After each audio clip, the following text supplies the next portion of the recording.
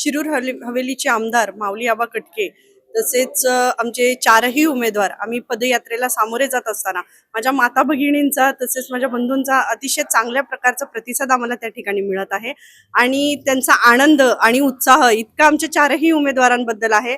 त्यांनी आम्हाला इतकं प्रेम आणि आदर दिलेला आहे. नक्कीच येत्या 15 तारखेला ते राष्ट्रवादीलाच मतदान करतील अशी मी त्यांच्याकडून आशा व्यक्त करते आणि 16 तारखेला नक्कीच या प्रभागामध्ये निश्चितपणाने बदल होणार आहेत आणि आम्ही चारही उमेदवार विजयी होणार आहोत. कारण परिवर्तनाची लाट जी आलेली आहे ती अतिशय चांगली आहे आणि आम्हाला उमेदवारांना चांगला प्रतिसाद देखील आहे. लोकांचं प्रेम आम्हाला या ठिकाणी चांगल्या पद्धतीचं प्रेम आम्हाला मिळत आहे. आज आम्ही खुळेवाडी या ठिकाणी प्रचाराला होतो.